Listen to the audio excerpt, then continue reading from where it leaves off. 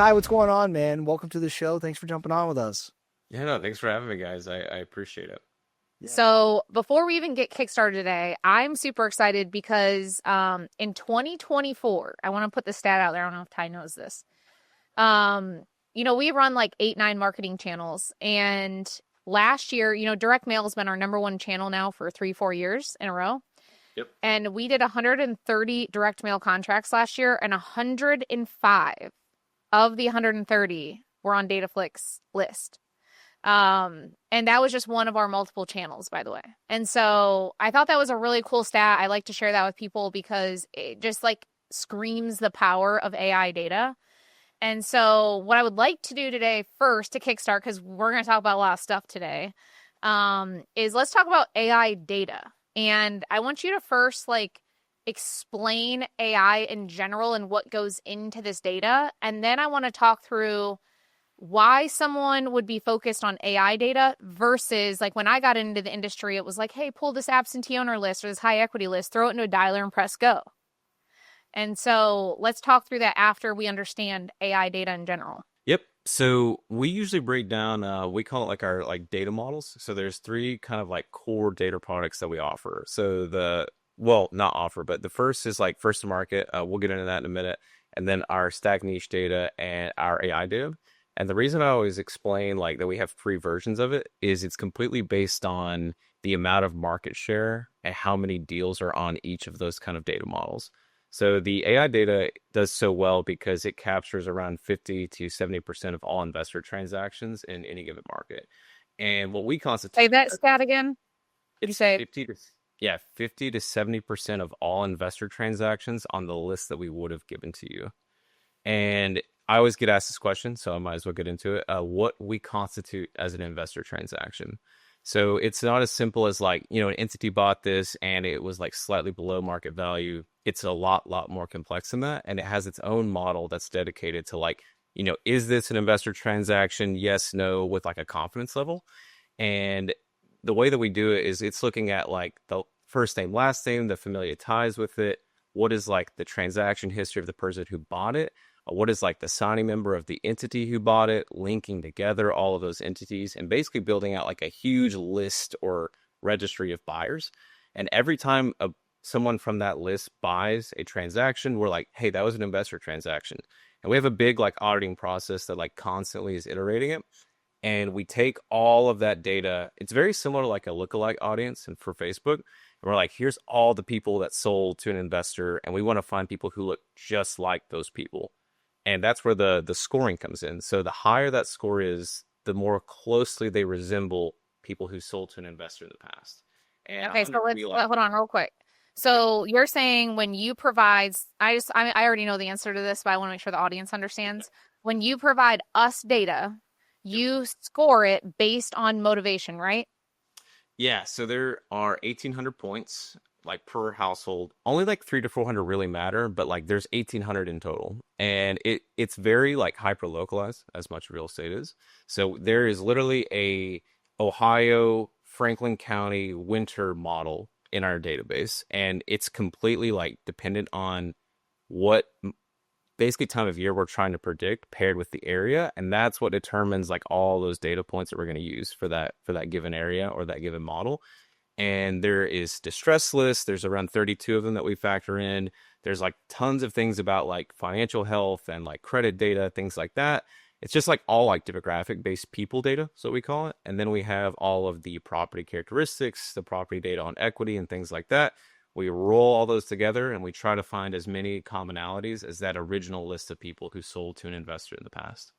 So let me backtrack a little bit. So imagine a triangle, right? Yep. And on one side, it's seller data. So what do we mean by that? It's like we know your income, we know your credit score, we know if you go to the gas station and buy a Busch Light or a Bud Light. Like we know if you've gone to college or not. These are all what we call seller data, and there's hundreds of data points that feed this machine.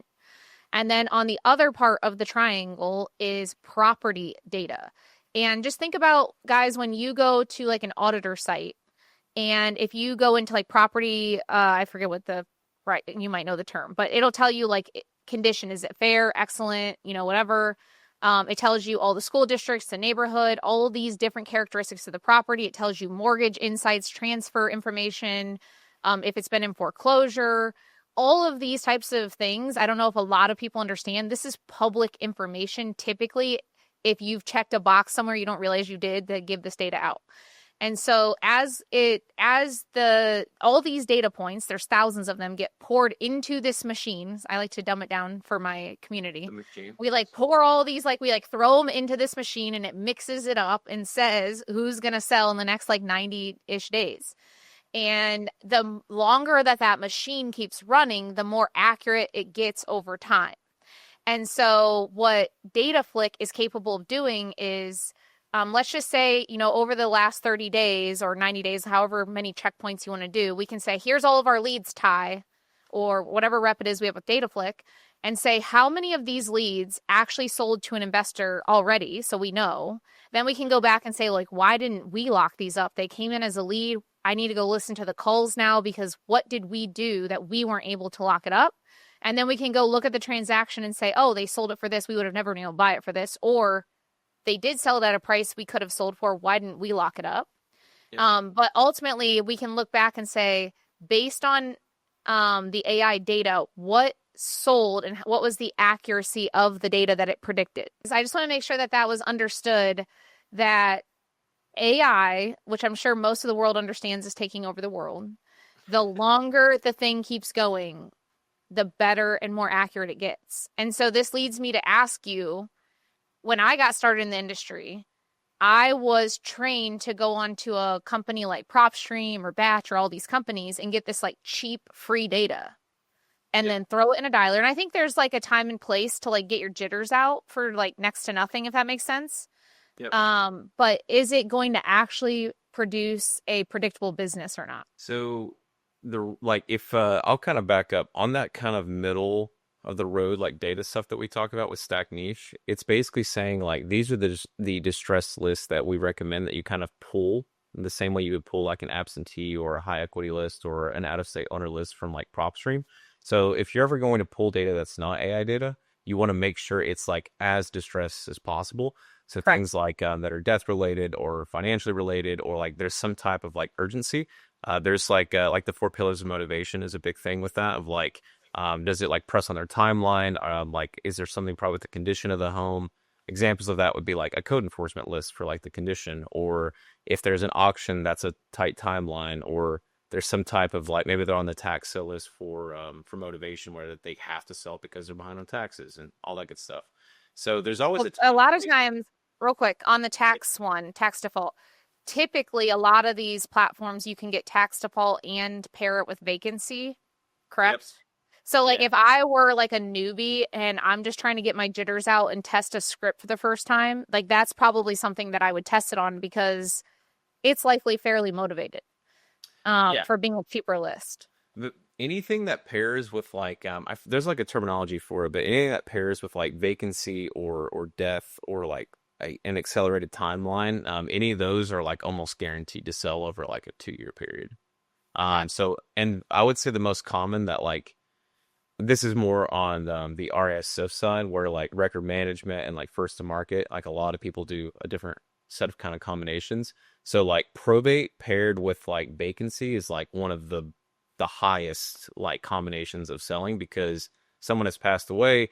More than likely it's up in the air of what's going to happen with that property, because it's in probate, and it's also vacant, so no one's living there. And that's one of the highest indicators of selling to an investor, that combination, just as an example. And okay. I say all that to say, whenever people pull in, Rami is one of the co-founders of DataFlik, but he has a really good kind of explanation for the amount of coverage that's on a list of how many deals are on it versus the amount of records or prospects or sellers that you have to reach out to. So it's a graph where it's right? how many people we need to reach out to get a deal and things like that. When you pull just a big absentee list, that is very, very inefficient. Probably 1 in 2,000 people may sell to an investor. And the entire purpose of the AI models is we're trying to reach out to the fewest amount of people to get the most amount of deals. So you could pull a list of 2,000 people or 10,000 people on an absentee list but it's only maybe got 5 deals on it. When you could use AI data and pull that same list of 10,000, and you're going to pull maybe 10 to 20 deals out of it. And it's just like a game of probability to reach out to the fewest amount of people to get the most amount of deals. So like you could always pull those lists, but think about like the AI data as like we basically pulled the best list for you, and it's automated and it's very, very simple as opposed to trying to like whittle through a bunch of trash.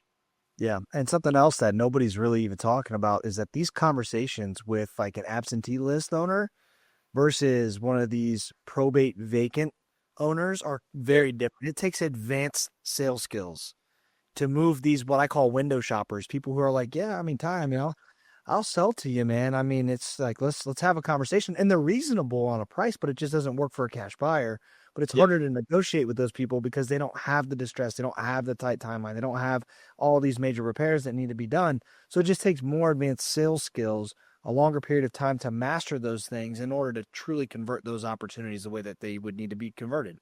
I also, let's talk about cost, because unfortunately, a lot of people care about cost versus return. And so they get into the industry, and unfortunately, a lot of gurus out there are like, pull absentee list, throw it in a dialer, you're going to crush, all this stuff. And the reality is it takes way more calls, way more messages, way more time to lock those in. And so when you add up the cost of chasing down someone for 7 to 9 months who's not even motivated, comparatively to just pulling the right seller in the first place and locking them up in 30 to 60 days, you're actually probably saving money, and your cost per contract will drastically go down. Yep. But because of how the industry has been like groomed in mindset in some of these programs, the first question people ask me like, oh, that's working for you, what's the cost? And so we have to prime our mindsets around cost versus return, because if I'm going to make a 5x ROI, like, what does it matter what I'm spending? I'll spend whatever the hell you tell me to spend if I'm going to make a 5x ROI. Yep. You know what I mean? Let's like define and dumb down terms real quick.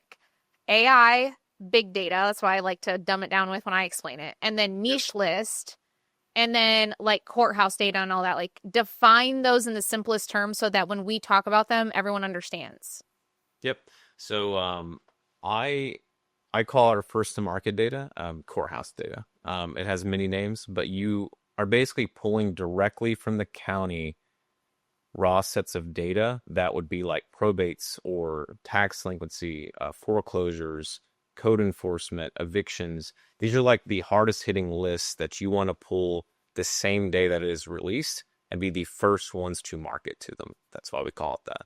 And anyone who ever tells you that their data is as good as raw courthouse data is lying to you for sure, or we would just have already purchased that data from a company that we already use. But for this is kind of like a learning thing that most people don't really realize. So companies like DataFlik or PropStream or Batch or 80/20 or any of these kind of like data companies, we all buy from very, very, very large institutions that sell raw data, and we standardize that. And then that's like all the products that you see.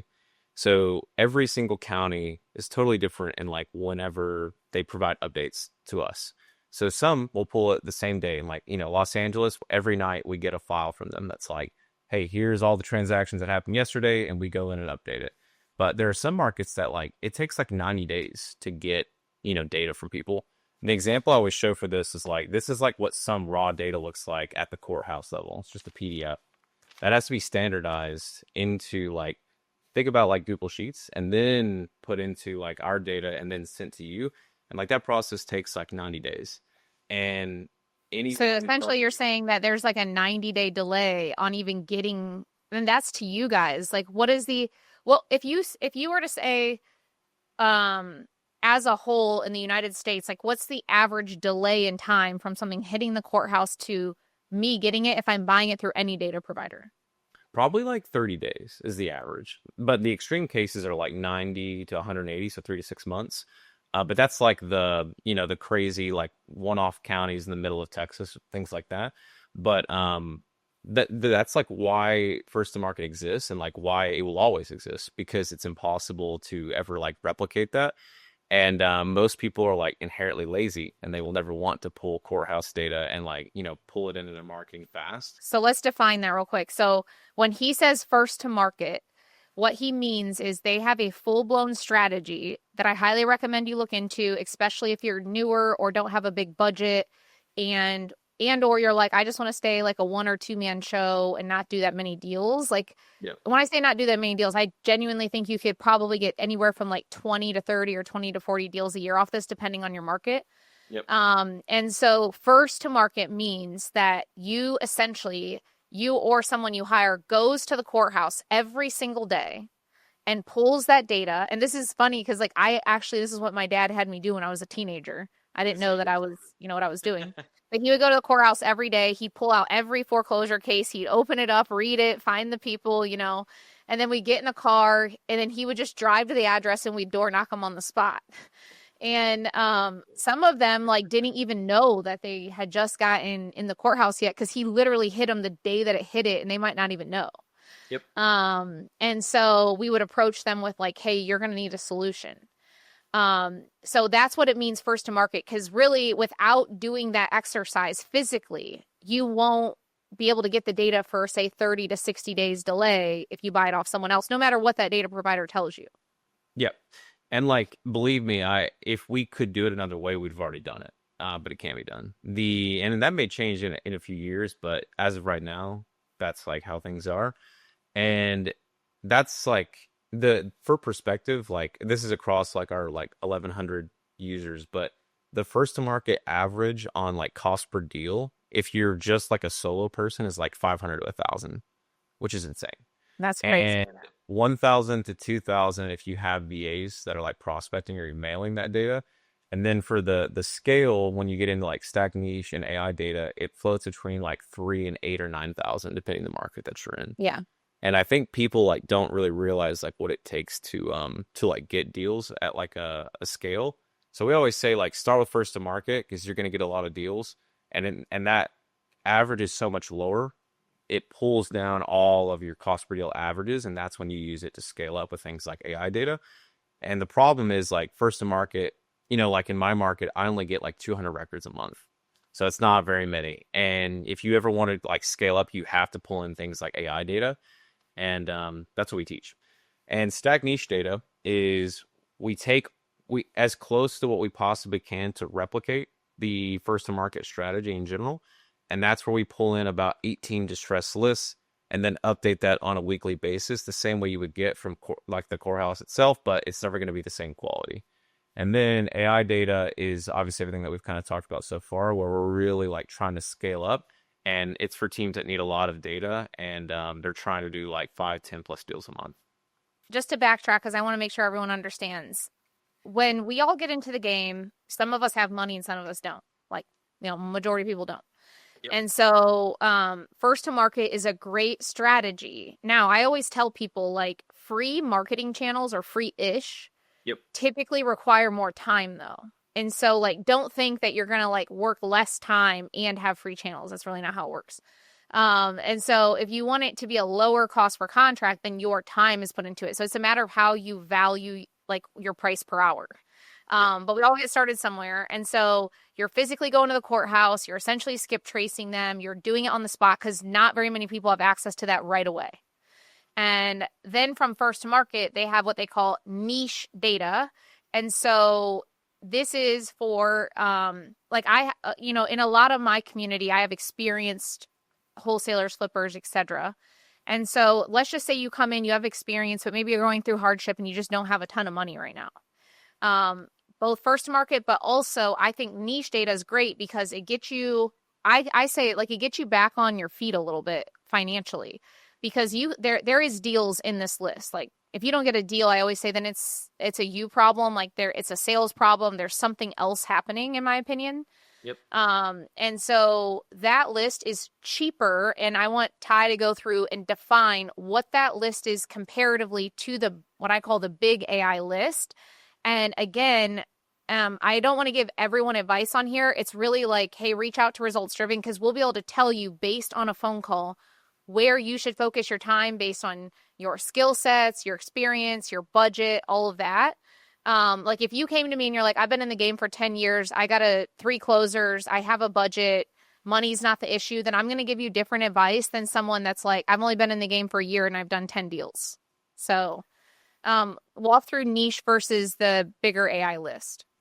Yeah, so we were talking about like almost the amount of deals that are on a list. So the AI data is going to have 50 to 70% of all transactions. And this is a big like misnomer that most people don't really realize, but a lot of people sell to investors that are like not on a big distress list. So an example of that is it's very common for a senior homeowner who lives out of state to sell to an investor. But that's not like a huge pressing like foreclosure, probate, tax sale type list. And the stack niche data is explicitly just targeting that type of data. And usually there's about 15 to 20% of all investor transactions in a market are on those big distress lists. Whereas there's about the other 80% that's on that kind of like what we call a blanket list. And that's like the senior homeowners, the absentee, the free and clear, the high equity, that type of data.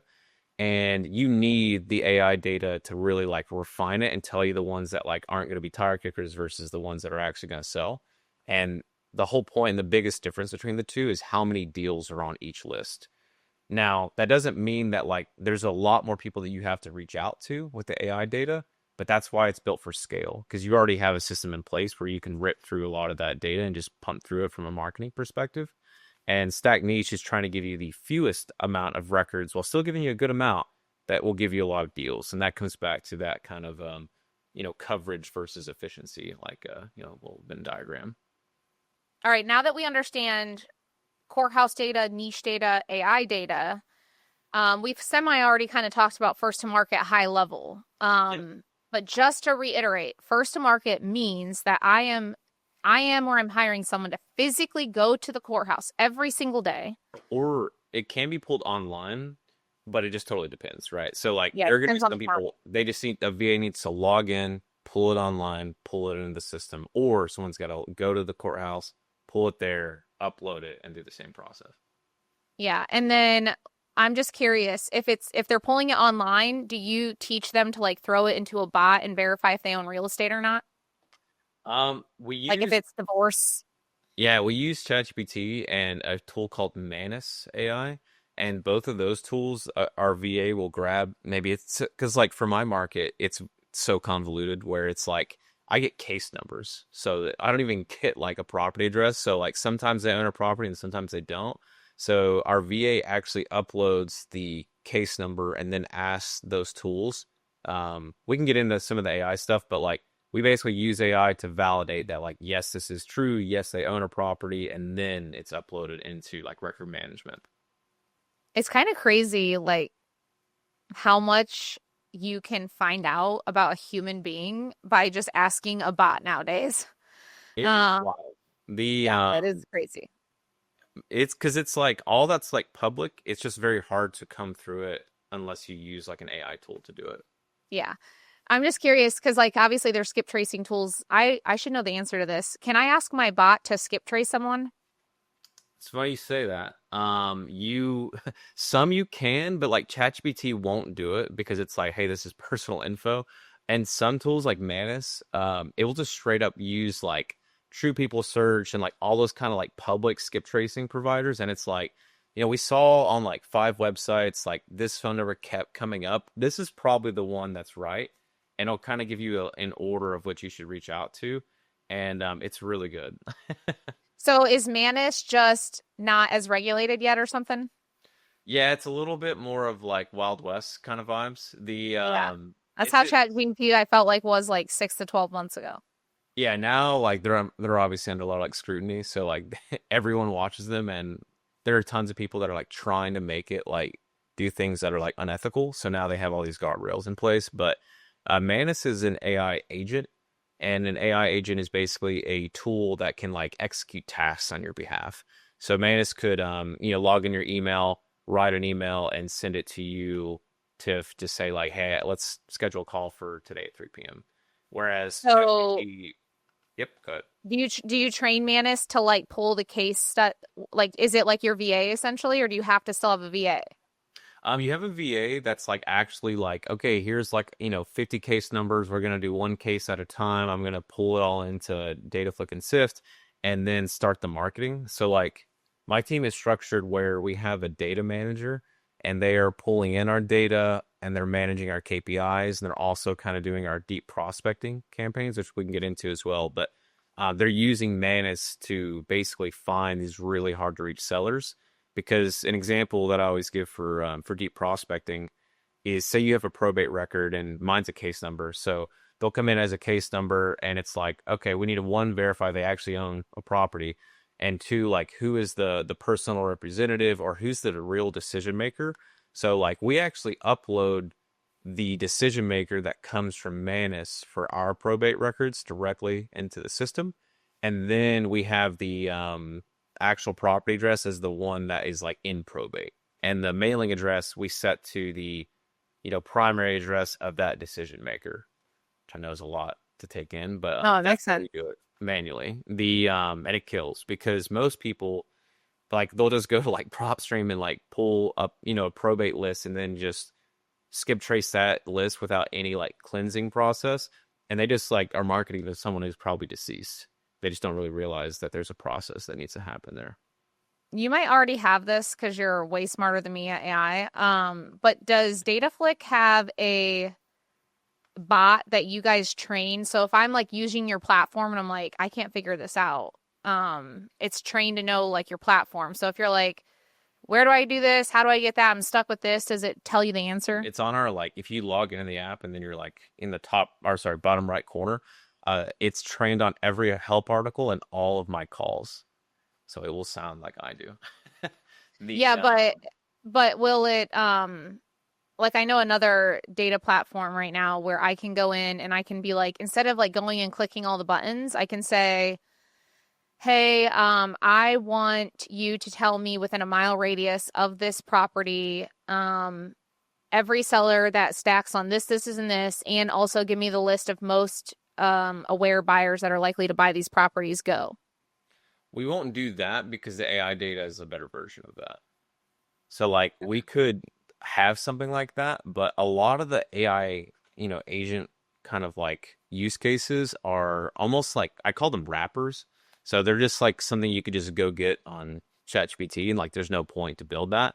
And we're only doing things that are either data focused or things like we're eventually going to build out a deep prospecting AI tool inside, things like that. But yeah, we don't have anything like that specifically. Let's talk about deep prospecting, because we keep saying the words and people are probably like, well, what does that mean?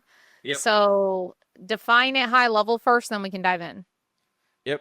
This is probably my like favorite framework in like 8 years of real estate. So most people, they will do a set of marketing to a really distressed list. And they do all this marketing and like say that, they actually tracked it all and they still couldn't reach them. There's no phone numbers available for this individual. We know that they're on the probate list and maybe that property is also vacant, so we can't mail them. So just to recap, like we know they're super motivated. We have tried to call them. We can't reach them and there's no way to mail them. So it's either door knocking or we're going to do something called deep prospecting. I recommend deep prospecting first. And that process is manually researching an individual who we know is motivated to try and find the decision maker, and then directly having our best acquisition people reach out to that person. So the most common example is when someone is deceased, whether that is a pre-probate list, a probate list. I literally have one right now where they're like the person on title is in foreclosure, but that person is deceased. We just didn't know they were deceased. And that's why they're in foreclosure, because no one's obviously paying the bills. And like just traditionally skip tracing them and marketing them will never work, right? And it's like, why can we not reach this person? We ran this deep prospecting campaign and we found quickly that this person's deceased. It's also like he has an ex-spouse that is the one that's technically on title, and it's also in probate. So it's a very, very like messy situation. So the deep prospecting basically came back with like, we have the person who's the personal representative for the probate case, And we also have to get the ex-spouse's signature because that divorce wasn't finalized yet. Yes. And that would So never, ever happened had we not deprospected this individual property itself. Josh is like, let me ask questions. No, here's a funny example actually, and Yep. to understand when it's all said and done from a seller's perspective, what exactly does this look like? Well, we lost an iPad and left it at a hotel, and Tiff got a text message yesterday in a group with like multiple of my family members. Yeah, like his cousins, like, They're like, I'm hey, like, what? you left this iPad and we've been trying to get a hold of you. So they deep prospected us. They They skipped deep us. They got all the people who are related to us on a group chat. And it was funny because I was like, he's like, who are you? And I said, his wife. And I said, well, are you the decision maker? I'm like, women always wear the pants. What do you mean? And I was like, why didn't you leave it at the hotel? And he goes, because I don't trust hotels to get it to you. I was like, wow, you're a good person. That's so nice. That'll never happen. Anyways, so now you derailed me. I can't think now. That's what it looks like. Oh, yeah. So I wanted to tell you, I'm gonna connect you with this person. So, I don't personally coach anyone like myself one-to-one that is not in our student base. Someone reached out to me recently who I have a meeting with today, and I think I am going to take it on because so they own an attorney firm. They focus on real estate. And what they do is they have people locally like run into deals like you just said, right? They like they get in front of these like crazy situations. And there's like liens that need negotiation, like divorces and death and chains of family breakups and all this stuff. And so they'll like bring us the deal. We'll do all the work, but we want 50% of it. Like they're going to negotiate everything off and all that. So it's been interesting to learn what they're doing as an attorney firm. And like they've literally made an entire firm out of doing this stuff. And I wish Columbus had it because I'm bringing this individual in because I'm like, oh, maybe this is a solution. They're just in a different state. So I don't know how that works with like license and being an attorney, but I just want to learn how they're doing it as well. And they're really hiring me to figure out how do they get more people in front of them to get more of these deals. And so they need people locally to get in front of these deals to bring them to them so that they can go get all that figured out. Have you guys heard of something called curative title before? No. I hadn't either. There's a person in the SIF community that does this, and say this is a super extreme case, but I think it illustrates it well. So we're like, hey, deprospecting, they only do foreclosure and probates only. Like that's all they're marketing, and they explicitly try to find these like absurd, insane cases like what you're describing, and they will go to each individual heir. And this particular case had 15 heirs that had to be sorted out prior to the transaction actually happening. And he individually bought each portion of the like title out for like a very small amount of money. So like $5,000. And then they did a profit share on the back end. And on the very, very like far end of this, say you have like, 12 of the 15, like you've taken ownership of that. If those people don't want to like sign it away, you can actually sue them to force them to basically act because you're the majority controller at that point, where people are just like super stubborn and they don't want to sell. And it's like an insane back end process of like basically forcing the most difficult transactions to happen because the spreads are huge because all these people have just basically given up at this point where they're like, yeah, this house is never going to sell. And like, they've accepted that. So like some people are like, I'll give you $500 and, we'll split the profits at the end if we can get the deal done.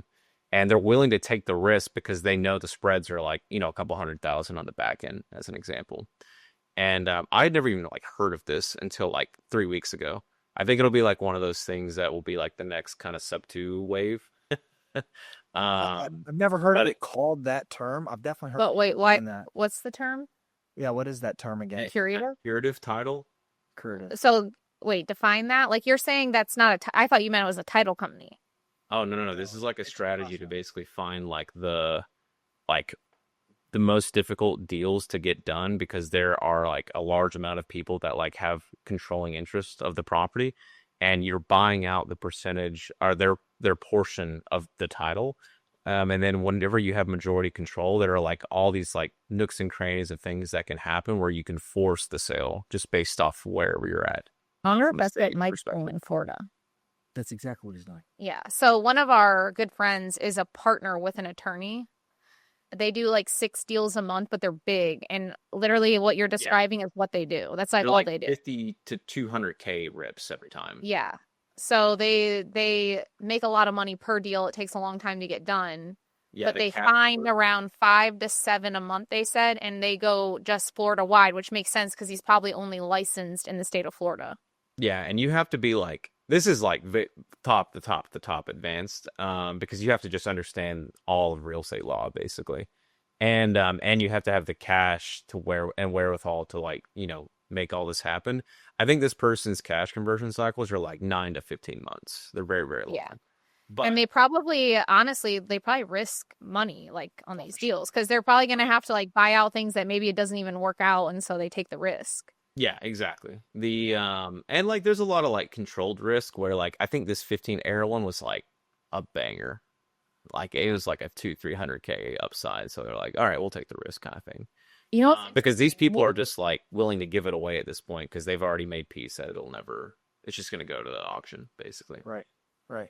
So I am removed from like the day to day. I used to be the front line though. So like, remember back in the day when, you know, I would spend 18 hours a day only doing like these foreclosure type deals, and every deal I had to like chase down, finding someone in another state. We would drive there and be like, "You're divorced. I need you to sign this decree or whatever." Do we still go through that? Because I feel like I don't hear these stories a lot. It definitely happens. Like one we're dealing with right now is actually two brothers. One of the brothers was on a land contract from the other brother, and he lost his license, so he couldn't sign at closing. So we had to he was out of state for whatever reason, so we had to track him down. Then we had to get him to get his license, so then he could sign at closing. So there's still situations like that pop up. Yeah. Yeah, the reason why I want to bring that up is because obviously like we're at scale at this point, and I'm not like trying to spend 20 hours a day tracking down one deal. Yeah. And you know, a lot of people when I explain my journey, I'm like, guys, I didn't have a CRM my first year. All I knew how to do was like put a spreadsheet up and track my stuff. I literally had everything on paper with like colored folders. Yep. And so when people are like, I can't get a deal done, blah blah blah, I'm like, it's because if you don't have the budget, there are 30 plus deals you can get this year. I can guarantee you it. Like, as long as you're willing to put in the time and learn the process, you're just going to have to get super creative and problem solve. And what I've noticed as we've scaled is we might be missing out on some of those super like deep deals like that because we're just like volume playing. It's funny because like we on our stuff, like we just do like first to market in Knoxville because we like do it for illustrative reasons. Yeah. Like, hey, like this works. This is like how we do things. And it's good to like test out random things and like features and stuff. But like we're like the opposite to try and be like super, super lean. And when I've talked to teams that are like at big scale, like they have a whole first to market like division. It's like this is like all his team does. And then they have like the bulk side, and that's like all they do. And like some people who are like deep prospecting, they have like 2 or 3 VAs that only do that. And then their data manager that's pulling it all. And like it's like its own division within the business because they're so like different strategies. And So I'm just curious, for someone that has like if we were to have just first to market, do you think, because here's what I've seen in general, not everyone is a good problem solver. Like I've learned that through and through. Now, nothing against salespeople, right? When you're really good at sales, you're worth a lot of money. But that doesn't mean they're always the best. Like I'm going to dive deep for 5 hours figuring out where this person is and all that. So if I were to have my own division of like just first to market in our markets, who would I hire? Would I hire someone that's like coming in and just loves data and researching and all that, and then they pass it to my sales team? Or should they be a salesperson that also has to go do all the deep prospecting? It's a really good question. So the structure it goes, so you'll have a data manager because we have to get the data. It's like we basically, so like data team, someone that's focused just on pulling the data. I think you guys use investor boots for like in general, like you guys like for pulling in like boots on the ground kind of stuff. So I've seen some people use companies like that to also go in and pull the county data for you. They'll do things like that if you're like, I don't want to like hire someone to do that. So you acquire this data, it gets pulled into record management. But where the deep prospecting happens is you basically like completely queue this up for acquisitions. Like you don't want them to think about anything. And we tag it as hot, where it's like, this is hot, this is why, and it's a deep prospecting tag. So like our team just knows that like this is like a big opportunity. And they're going to like prospect the decision maker directly. And by that point, like they just have to make the calls and they're good. And we should know everything about this deal. Like there's equity in it. It's worth the squeeze, all that stuff. Because what kills momentum is like you get a really good opportunity and there's no equity. So like it's basically impossible to get anything done anyway. And like we don't touch creative stuff just from like it's just not worth the squeeze. Yeah, yeah. And yeah, so it's like acquire the data, deep prospect the data, move it to the acquisition or prospecting team. So then is the data person either like the VA or is it like someone you're hiring physically to go get the courthouse? Is that what you're saying? Yeah, so we it's really easy for me. It's like the morning ritual of like going, well, we do it every Monday, and every Monday of the 5th of every month, somewhere in that range, because our tax sale is the only one that's in person like this. And then I just send this to the VAs, and all of our VAs are they're handling the data and then the deep prospecting side, and then acquisitions is always in the States, as I'm sure you guys do that too. So I do want to point out, like real quick about DataFlik as a whole, and this is one thing why I love DataFlik, because guys, I've vetted more companies than you can imagine, and Ty is the CEO of a multi-million-dollar company going out and ensuring that he follows every step of the process that he is selling, which I think is important. And we're big advocates of this internally with results driven. Like I don't sell you something that we're not doing today live. And I think that the value we get from working with DataFlik is because you as a company ensure that everything you're doing is what you're teaching to students. And I think that that's helped a lot because you're not just some other data or software company that I'm like, yeah, it's a great software, but then there's no really hands-on service. Like the CEO is on Zooms every day, last week for 4 hours a day with his community, walking him through step by step, allowing Q&A and all of that. And like, you're just not going to get that at another company. Not that I've seen personally. And if anything, you know, we, one big thing that we pride ourselves in, and I think hopefully my community would say this, is that I don't put something in front of them that I wouldn't believe in. Like, I don't care about what money I would make. Don't care. I care that they win. And as long as they win, hopefully I've built a loyal community. And a lot of the providers that we work with, it's like fighting tooth and nail to be like, guys, you need someone dedicated all day, like just showing them how to use your platform, how to leverage it the best way that they can, how do they make the most money out of it. And if someone doesn't do that, like it's pointless. The software is pointless. And so I just want to say hats off because I think you've worked yourself probably stupid tired, I'm guessing, knowing how much you work. Anyways, it's helped me a lot, and I would consider myself fairly advanced in real estate, but I feel like every time I talk to you, I learn something new. And so you're crazy if you're listening to this to not jump in and start learning and joining some of these live communities, Zooms that we do with them. Because it's one thing to get a good platform or a good list, but if you can't optimize it, then it's really pointless. So one, hats off to that. So let's go back to, all right, so I hire a data person or someone that's going to go to the courthouse. And then is the other person a VA or should they be internal? Like for us, for example, should they be in my office?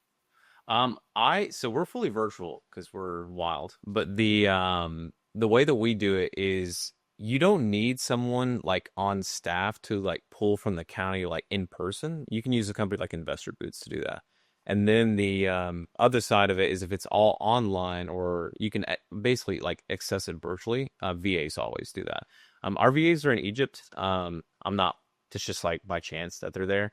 And so I say that because they're actually in their own time zones. So like they will pull it in the morning for that day, and then they like run deep prospecting on it, and it's sent to, you know, the prospecting kind of sales side.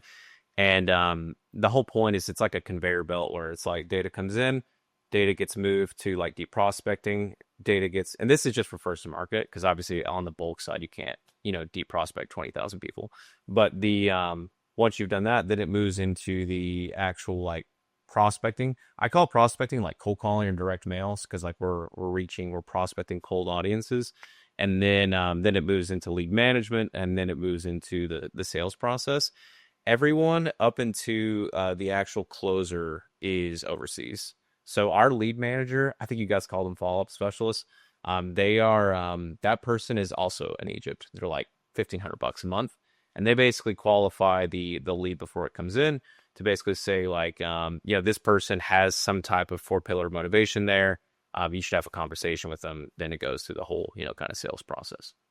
And I always get asked this question too. So data manager, $500 to $700 a month usually. And now if you're like outsourcing that to an agency, it may be a different cost. It just totally depends. But that's like we hire everyone internally ourselves. That's more for vetting more than like I wouldn't recommend most people do that unless you like have experience hiring. Then deep prospecting kind of folks is also that data manager 500 to 700 range. Lead manager is at 1,200 to 1,500, and then callers are about $800 a month, I would say, for a good one. Okay, so real quick, some resources for those listening. We use a company called InvestorVAs.com. I'll make sure we put it in the show notes. Investor VAs has 2 different divisions. They have a recruiting division and a cold calling division. The recruiting division is no different than a recruiting company in the United States, but they're recruiting VAs all over the world. So you can pick your country. They recruit all of our virtual assistants for the most part. It doesn't matter if they're accounting, administrative, an analyst, follow specialist, dispo VAs, all that. So I'll drop that in the show notes for you guys. Highly recommend it. Investor Boots, by the way, he keeps referencing Investor Boots. We have actually a deal with them for our community, so you'll get 1% off. I'll drop their link in the show notes. Can we make note of that, by the way? Investor Boots, that way you guys can get 1% off, but they do a lot of different things. They have like mobile notaries. They can literally do anything. Like they're a runner, so they can do lock boxes, wellness checks. They even have deals with like landscaping companies, and if you're an agent, they'll go do photos. They'll do open houses, I believe now. Like you can hire them out for a lot of different services. So I'll drop their link in the show notes for you guys to check out. Yeah, Investor Boots and Investor VAs are both really, really good companies. I know both. Yep. So you just let them know you heard us from Results Driven, and you'll be able to get access to the discount that we've negotiated with them. Yep. And then that's pretty much the whole process. I'm trying to think of like we could get into KPIs and things like that, but it's way in the weeds. There's like all metrics for each of those people, and that's where in the very, very beginning when I was talking about the cost per deals, that fits that exact team structure that I was outlining. Okay. You always talk about this pendulum theory. Yes. How can we like dumb this down to be like 101? Because I think it's a good concept that we need to chat through. Yeah. The simplest way to explain the pendulum theory is if you have like, this is exclusively for outbound marketing. So you have a list of people that we're trying to reach, i.e. the lists of data that you're pulling. And we want to market from the cheapest touch to the most expensive touch in a very specific order. And the pendulum kind of represents like what marketing channel is performing well now will probably not be performing well in 2 years from now.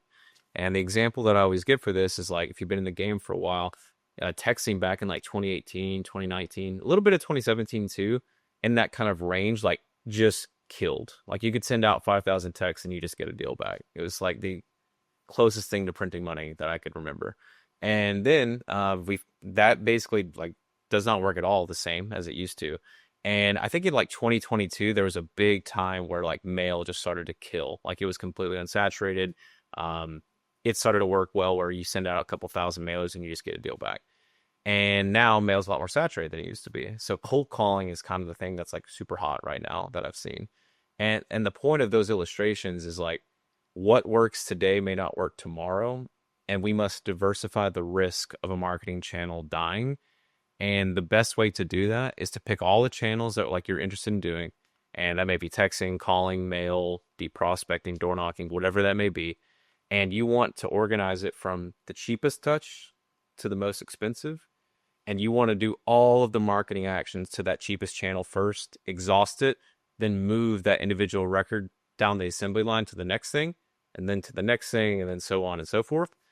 And the reason that works is like whenever you like have a big list of 10,000 and maybe you start with texting or calling, you're going to pull deals from that no matter what, if you're doing it right. And then you're going to take that same data. Now we're going to start mailing it, and we're plucking out like almost cherry picking these deals that come from the cheap channels and then just moving it on to the next line. And that's where things like deep prospecting come really powerful. Because say you have a list of like it's a probate record that is also an auction, and maybe the owner's like maybe the property's vacant too. So like you couldn't text them or call them or direct mail them because we went from cheapest to most expensive and we couldn't reach them. And that's when we do deep prospecting, because it's an expensive touch because we're manually doing all the stuff, but it's well worth it because we moved it down the assembly line of the pendulum. And I have my big thing and like kind of like why we built all of what we've built is like I see so many people like have such anxiety of like a lack of consistency in their business, and this is the only way I've found to like solve that problem is by like doing this exact strategy of going from the cheapest to most expensive touch and tracking every single touch that you go.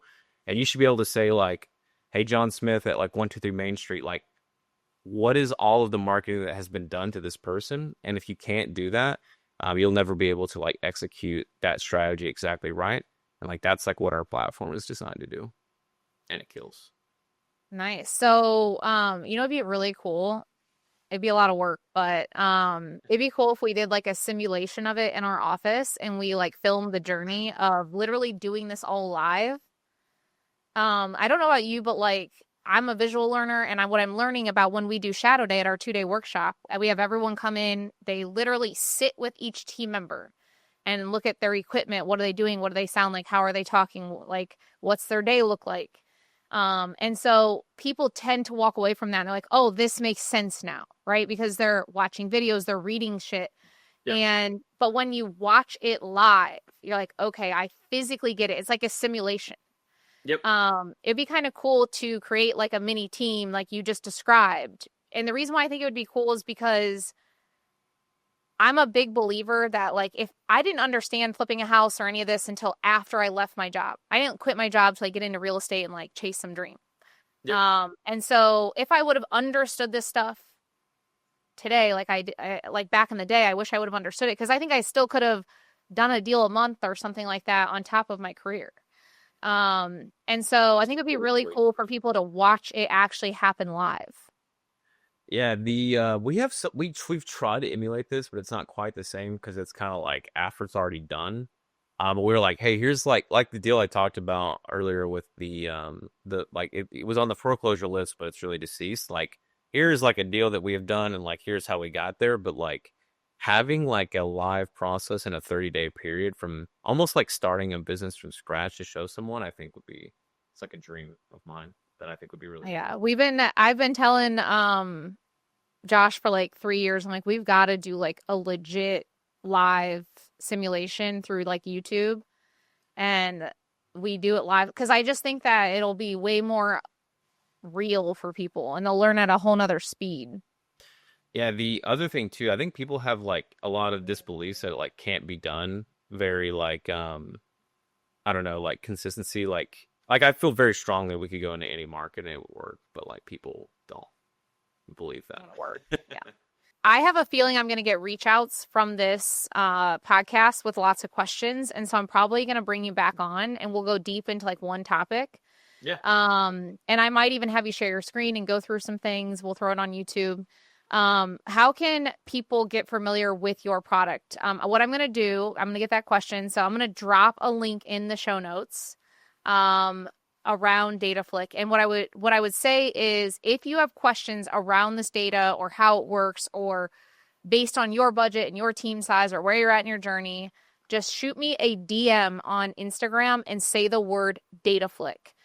because then I'll understand it was from this podcast. And ultimately, it's hard to give you advice without having a one-to-one conversation of where you're at in your journey and what you should be doing next. And so I'll also drop a link to DataFlik in the show notes. Is there anything else you want to leave with folks? No, I think we're pretty good. A lot of the stuff that we were talking about, because I know a lot of people are like, man, that's so much information, and like I'll never be able to do that. It's much easier than you think, and most people just get paralyzed with like starting a lot of this stuff. And once you get started, it'll start to click really fast. So just don't overthink it, and like just take action, and I promise it'll work. Yeah. Yeah. Well, that's the big thing is mindset. So that's a whole nother topic.